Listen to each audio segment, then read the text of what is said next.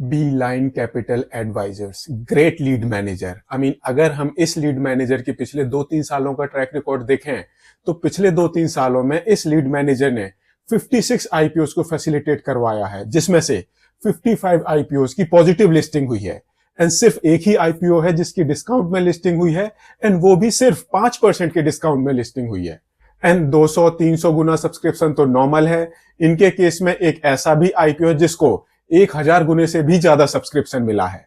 But अगर आपने इन IPOs को लॉन्ग टर्म के लिए होल्ड किया तो फिर चांसेस 50-50% रह जाते हैं, बिकॉज इनके केस में कुछ एक ऐसे आईपीओस भी हैं जिन्होंने 10 से 15 गुने का भी रिटर्न दिया है। But at the same time कुछ ऐसे आईपीओस भी हैं जो आए, बम्पर सब्सक्रिप्शन मिला, प्रीमियम पर लिस्टिंग हुई, उसके बाद में जो इनका इशू प्राइस था उससे 50% के आसपास आज की डेट में ये ट्रेड कर रहे हैं। दैट मीन्स जिस किसी भी आईपीओ को ये फैसिलिटेट करते हैं, अच्छा सब्सक्रिप्शन मिलता है, बम्पर लिस्टिंग होती है, बट उसके बाद अगर आपने उस आईपीओ को लॉन्ग टर्म के लिए होल्ड किया तो फिर आपको रिटर्न्स मिलने के चांसेस थोड़े से कम रह जाते हैं, वो 50-50% रहता है। अब ये एक और कंपनी के आईपीओ को फैसिलिटेट कर रहे हैं। कंपनी का नाम है एचएम इलेक्ट्रोमैक लिमिटेड। जानते हैं इस कंपनी के बारे में एंड इसके आने वाले आईपीओ के बारे में। कहीं मत जाइए, चैनल को सब्सक्राइब कर लीजिए। सबसे पहले जानते हैं इस कंपनी के बारे में। एचएम इलेक्ट्रोमैक लिमिटेड ये कंपनी एक गुजरात बेस्ड कंपनी है। 2003 से इस बिजनेस में है एंड अगर हम बात करें इस कंपनी के बिजनेस की तो ये कंपनी रेलवेज, बैंक्स एंड जो म्युनिसिपल कॉर्पोरेशंस होती हैं उनके लिए इलेक्ट्रिफिकेशन का काम करते हैं एंड साथ ही साथ अब इन्होंने जो वाटर से रिलेटेड प्रोजेक्ट्स होते हैं वहां पर पाइपलाइन बिछाने का काम करना शुरू कर दिया है। एंड इसके अलावा ये company pipes, pumps, Motors and transformers की ट्रेडिंग का भी काम करती है। एंड जो ये pipes, pumps, Motors and transformer की सेल हो गई, इसको हम बोलते हैं ट्रेडिंग बिजनेस। तो बेसिकली इस कंपनी के दो बिजनेस वर्टिकल्स हैं, एक तो है वर्क कॉन्ट्रैक्ट से रिलेटेड एंड दूसरा है ट्रेडिंग से रिलेटेड। बट जो इस कंपनी की मैक्सिमम रेवेन्यू है वो आती है वर्क कॉन्ट्रैक्ट वाले सेगमेंट से।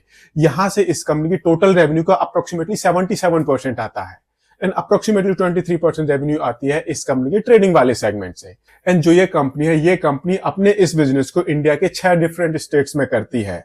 बट ये गुजरात बेस्ड कंपनी है एंड गुजरात से ही इस कंपनी की सबसे ज्यादा रेवेन्यू आती है एंड उसके बाद इस कंपनी की दूसरी सबसे ज्यादा रेवेन्यू आती है राजस्थान स्टेट से। गुजरात से अप्रोक्सीमेटली 83% रेवेन्यू आती है एंड राजस्थान से अप्रोक्सीमेटली 15% के आसपास रेवेन्यू आती है। तो हम बोलेंगे 98 to 99% रेवेन्यू इस कंपनी की वो राजस्थान एंड गुजरात से आती है। एंड ऐसे ही अगर हम इस कंपनी का क्लाइंट कंसंट्रेशन देखें तो अप्रोक्सीमेटली 18% रेवेन्यू आती है इस कंपनी की सबसे बड़े कस्टमर से एंड अप्रोक्सीमेटली 67% रेवेन्यू आती है इस कंपनी के टॉप 10 कस्टमर से। तो ये थोड़ा सा कंसर्निंग है एंड ये हमने नॉर्मली एसएमई आईपीओज में देखा है दैट जो ये छोटी छोटी कंपनियां होती है, जो ये एसएमई आईपीओज वाली कंपनियां होती हैं, इनका जो क्लाइंट कंसंट्रेशन होता है थोड़ा सा कंसर्निंग होता है। तो ये इस कंपनी का एक बिजनेस प्रोफाइल हो गया। अब हम देखते हैं इस कंपनी के फाइनेंशियल्स, दैट जो इस कंपनी के फाइनेंशियल्स हैं वो इस कंपनी के बारे में क्या बताते हैं। उसके लिए हम देखते हैं इस कंपनी का ये वाला चार्ट। एसेट बेस की बात करें तो मार्च 2022 में ये 44 करोड़ रुपीस का था, फिर ये बढ़कर 64 करोड़ रुपीस का हो गया है। अगले साल मार्च 2024 में ये 72 करोड़ रुपीस तक का है एंड सितंबर 2024 तक इस कंपनी का एसेट बेस ये 86 करोड़ रुपीस के आसपास है। एंड ऐसे ही अगर हम इस कंपनी की रेवेन्यू देखें तो मार्च 2022 में ये 62 करोड़ रुपीस की थी, फिर ये 100 करोड़ रुपीस को क्रॉस कर गई है, 101.67 करोड़ रुपीस पर पहुंच गई है मार्च 2023 में। अगले साल इस कंपनी की रेवेन्यू 117 करोड़ रुपीस को क्रॉस कर गई है एंड इस साल के 6 महीने में ये 45 करोड़ रुपीस के आसपास है। प्रॉफिटेबल कंपनी है। मार्च 2022 में कंपनी का प्रॉफिट था 2.58 करोड़ रुपीस का। अगले साल ये 6 करोड़ रुपए को क्रॉस कर गया है, फिर ये 8 करोड़ रुपए को क्रॉस कर गया है एंड इस साल के फर्स्ट हाफ में इस कंपनी ने 3.34 करोड़ रुपीस का प्रॉफिट अर्न कर लिया है। एंड अगर हम बात करें ऑपरेटिंग कैश रियलाइजेशन की तो मार्च 2022 में कंपनी ने 5 करोड़ रुपीस का पॉजिटिव कैश रियलाइज किया था, फिर ये 4 करोड़ रुपीस का नेगेटिव हो गया है। बट मार्च 2024 में अगेन ये पॉजिटिव हुआ है, हालांकि सिर्फ 4 लाख रुपए का था एंड इस साल के 6 महीने में इस कंपनी का जो ऑपरेटिंग कैश रियलाइजेशन है ये 2.26 करोड़ रुपीस का है एंड करंट में इस कंपनी की बुक्स में 7.33% की बोरोइंग है एंड अगर हम इस कंपनी के मार्जिन्स देखते हैं तो वो काफी सही है। ये कंपनी अप्रोक्सीमेटली 16% के ग्रॉस मार्जिन्स पर ऑपरेट कर रही है, 10.73% के एबिटा मार्जिन्स पर ऑपरेट कर रही है, ऑलमोस्ट 7% के इस कंपनी के पैट मार्जिन्स है एंड अप्रोक्सीमेटली 29% की इस कंपनी की रिटर्न ऑन इक्विटी है एंड 33% के आसपास की इस कंपनी की रिटर्न ऑन कैपिटल एम्प्लॉयड है। अब अगर हम इस कंपनी के प्रॉफिटेबिलिटी वाले मार्जिन देखें तो वो कंटिन्यूसली धीरे धीरे इंप्रूव होते जा रहे हैं। बट जो इस कंपनी के return on equity and return on capital employed है, यहां पर सिचुएशन थोड़ी सी डामाडोल लग रही है। एंड ये नॉर्मली हमने देखा है कि जब भी कोई कंपनी अपने ग्रोथ फेज में होती है तो इस तरह का फ्लक्चुएशन हमको देखने को मिलता है। अब जिस तरह का बिजनेस ये कंपनी करती है वहां पर बहुत सारे पैसों की जरूरत होती है in the form of working capital requirement. Because अगर आपको इलेक्ट्रिफिकेशन का काम करना है, बहुत सारे पैसे चाहिए। पाइप्स को बिछाना है, बहुत सारे पैसे चाहिए।